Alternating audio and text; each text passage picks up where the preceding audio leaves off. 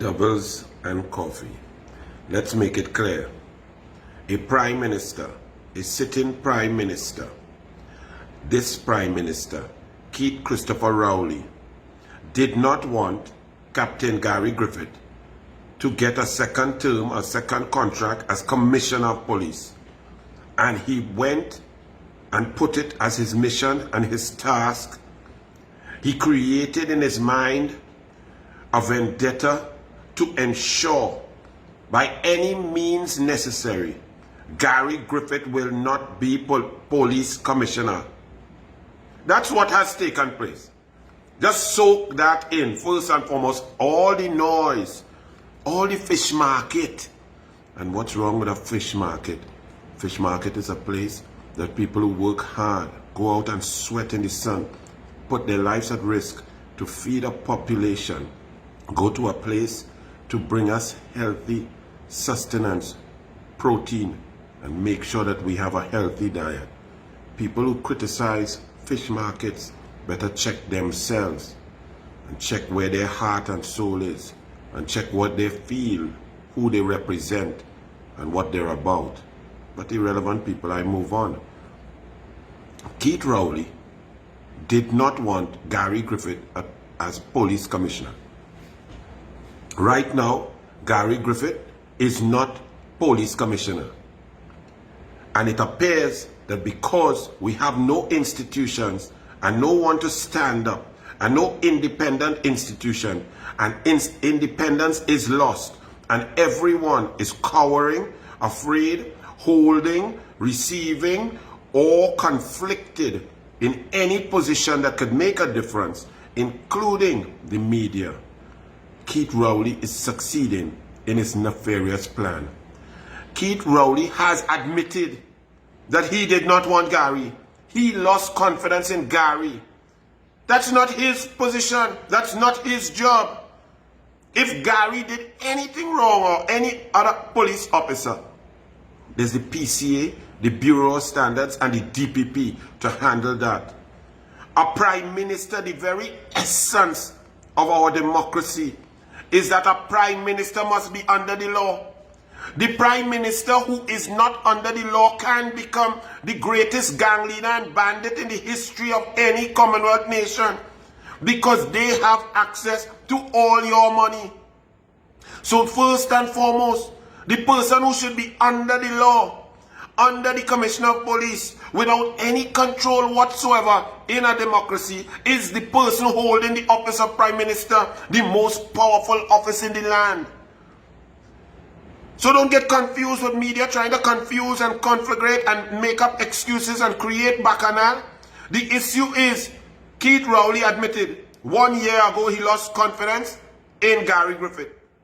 He has not told you all for what. We are left to assume. But it clearly was not anything illegal, charged, criminal, or otherwise factual based on legal, legitimate organizations with the authority to investigate and come to conclusions. PCA, Bureau of Standards, DPP, none of that. So Keith Rowley, because he lost confidence in a sitting independent commissioner of police, put processes in place, events to take place, and brought other office holders into disrepute, odium, contempt, and breach of the Constitution in order to achieve his goal. End of story. So all of those who are talking all sorts of nonsense, I would not even repeat the nonsense. You all find that's right? Forget that it's a PNM Prime Minister. Just take the politics. Close your eyes and take politics out of it.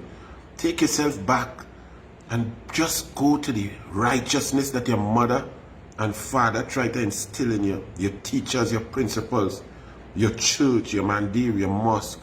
Just think about that. Is it right for a person in the most powerful position, under the separation of powers, the rule of law, to interfere, influence, and to determine who gets an independent job? The job that is more powerful, a job that can keep that person under checks and balances to ensure that they do not get confused by the amount of money that they have at their disposal, their control and power. The commissioner of police is to keep the most powerful in check. If we believe that we are all under the rule of law, we are all below the law, then it starts at the top. So the top man, or woman, the most powerful person in our constitution is the prime minister.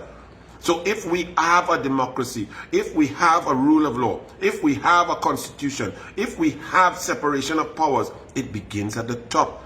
The commissioner of police, whomever he or she may be, must be totally free. Sure security of tenure and pension, to conduct their job without fear or favor, malice or ill will, without that powerful person being able to influence their work or their job security. The exact opposite is going on before your face, and it needs no investigation. And Rowley keeps talking about hearsay, he say. If you say, Keith Rowley said, I lost confidence in Gary Griffith a year ago, and I wrote letters to Bliss C. Prasad, the chairman. The other members of the Police Service Commission have never admitted seeing sight of any of those letters. They still proceeded to do the independent work. They went through the interview process and created a merit list duly signed by the majority of the Police Service Commission. And it was delivered on August 11th. Her Excellency the President said it was delivered. Then the situation is simple. Go to section 123.4. The President shall, on receipt of that list, notify Parliament. Shall. Not let somebody come and take it back. Not let somebody shoo in her ears. Not let somebody call and take it and make sure there could not be. Furthermore, the chairman of the Police Service Commission could not come and take it back without the full majority support of those in the Police Service Commission who had created the list. That's where we are.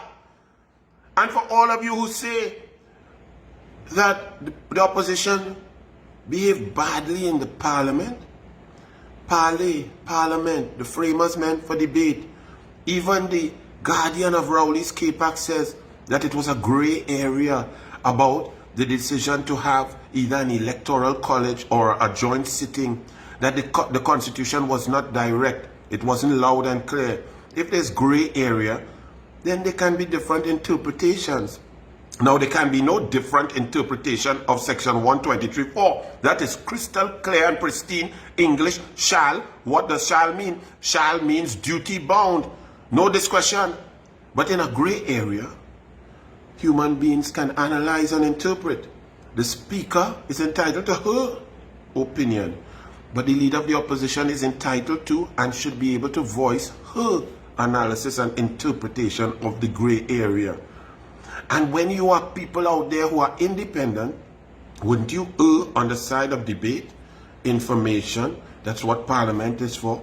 The Constitution does not give the opposition much powers, but it allows us to research and debate, to present information to you, the people.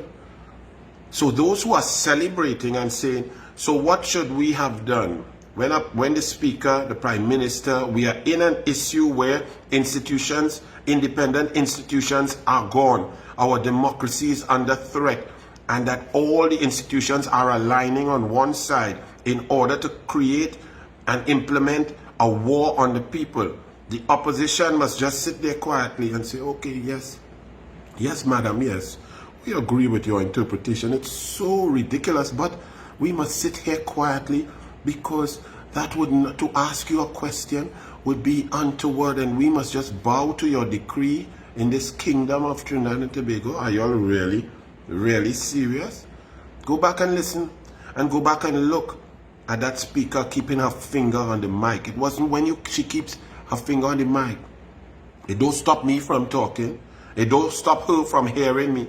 It prevents you from hearing the people, from hearing the arguments, the discussion, the debate.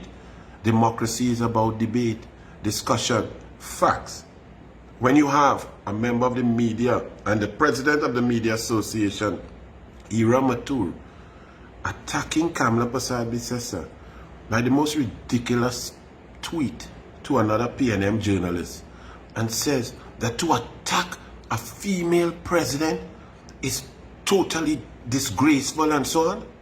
Ira Matur, first of all, you're a journalist. You're the head of the MAT, the Media, whatever, Association of Trinidad and Tobago. Journalistic integrity and principles do not allow you, if you want to be a journalist, to just simply attack one side like that.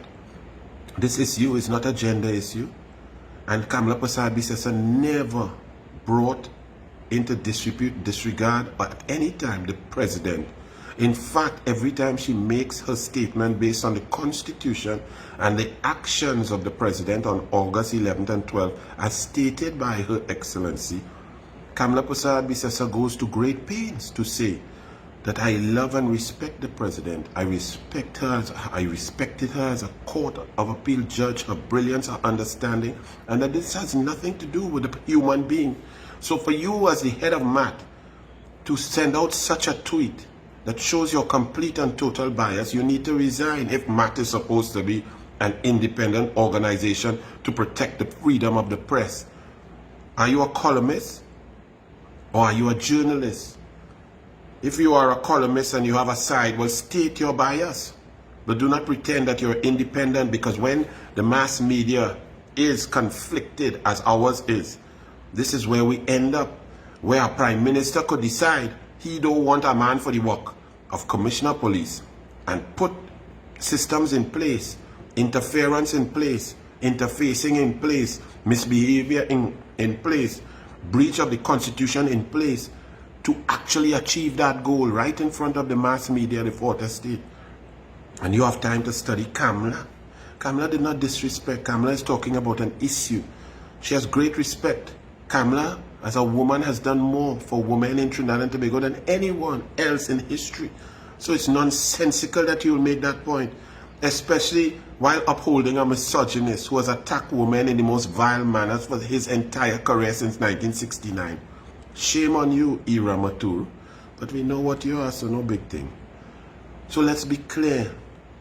The issue is that Keith Rowley, for whatever reason, stated he lost confidence in Gary Griffith. Therefore, he did not want Gary Griffith to get a renewed contract. He then took steps to prevent Gary Griffith from getting that job. He used the independent offices of the Police Service Commission chair and the president and brought all into disrepute. And now the parliament has done the same. And let us just say, if you are independent, go and listen to Dr. Winford James. And I have had scathing attacks and arguments with Dr. Winford James.